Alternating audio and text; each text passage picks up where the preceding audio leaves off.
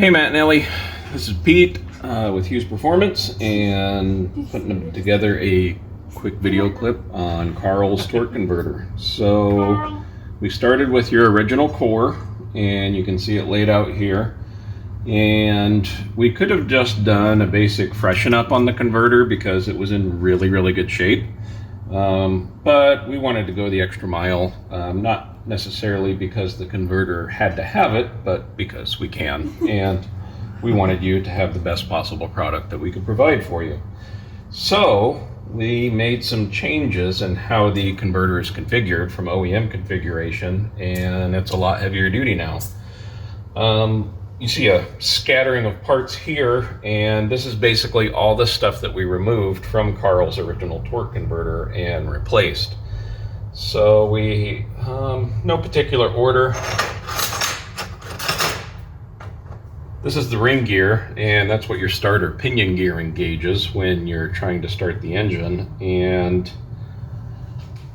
see if you can see here, it's got some pretty heavily worn and damaged teeth on the ring gear, and we didn't want that to become a problem. So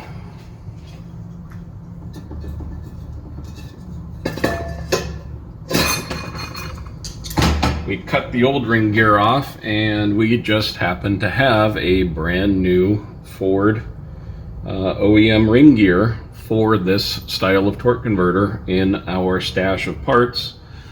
So the converter's got a brand new ring gear on it, so you don't have to worry about any worn teeth or any starter engagement issues or teeth breaking on you in the future.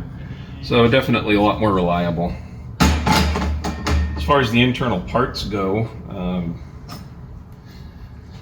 this is the OEM turbine hub.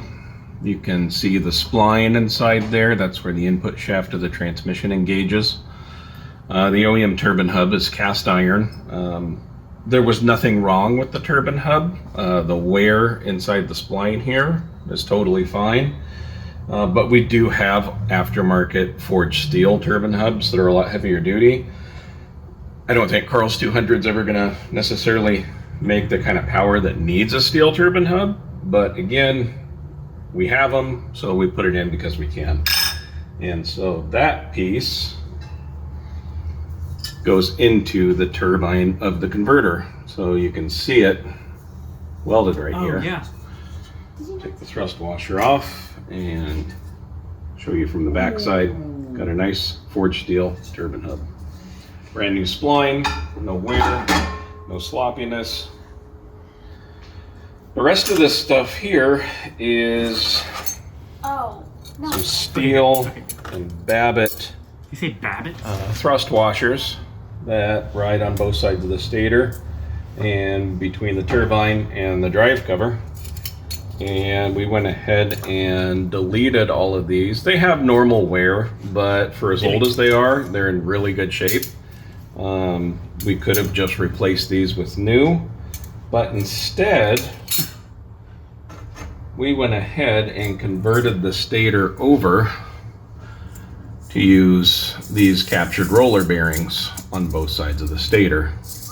Now, roller bearings a lot heavier duty, can handle a lot more thrust load.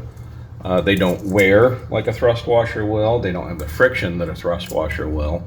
So are they totally necessary for Carl? Again, no, but we did it because we could. We're reducing friction inside the torque converter. We're reducing heat inside the converter, and we're improving the longevity of the overall converter assembly with the roller bearings. And to put those roller bearings on, we had to remove the original Ford stator caps, which are on both sides of the stator underneath the bearings here, and put aftermarket caps in so that the bearings would fit. And a side benefit of the aftermarket caps is they have larger channels for the oil to flow into and out of the torque converter. Sounds good. So that also helps the converter run cooler, whereas you can see the smaller channels here in the OEM caps. And again, just so you get a good shot, hold those up. side by side. You can see the difference there.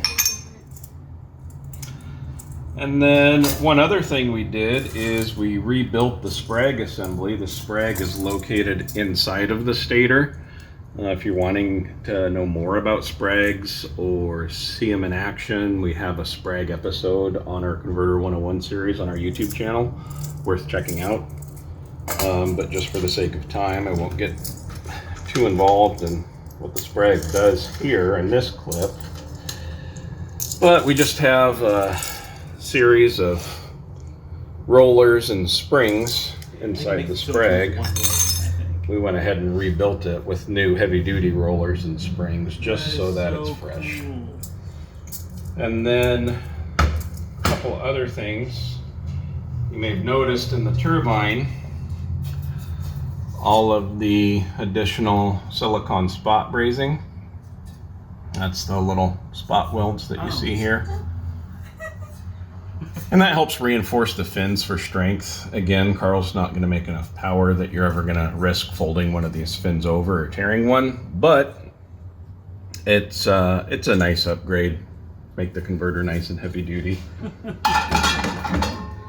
We also did the same thing to the impeller. You can see the silicone spot brazing there on the inner impeller fins and down inside the outer fins. And then we also give you some visual here, get the right angle. We're adjusting the tip of the outer impeller fin angle to give Carl a little bit more stall speed, and that's going to improve the low speed responsiveness and acceleration potential of Carl without negatively impacting or compromising drivability or having any real significant impact on fuel efficiency. So basically, the engine and transmission, the whole car will just be a little snappier and a little more throttle responsive down low, but without really trading off anything in terms of cruise ability. And the way we do that is we have the factory fin angle here, which we call a C positive, and we literally have a special tool that we take, this guy here, and we go in and physically pull the fin back to a negative angle. You see the C negative there. And changing that fin angle gives a moderate increase in stall speed without going excessive. So this will probably pick up a couple hundred RPM of stall speed max. Just enough, again, to give it a little more low end punch, but without getting crazy. So that's where the converter's at. We just got to go through and finish adjusting these fins. And then Carl's torque converter is ready to put back together and paint a nice shiny red. So Carl's stator, Carl's turbine,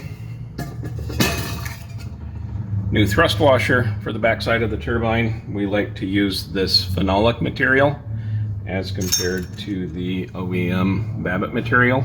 This phenolic material actually wears better than the Babbitt, and as it wears, it doesn't circulate any metal into the transmission, whereas with the Babbitt copper steel backing construction, you do get some metal debris in the tranny with normal wear. So this, in our opinion, is a lot better way to go.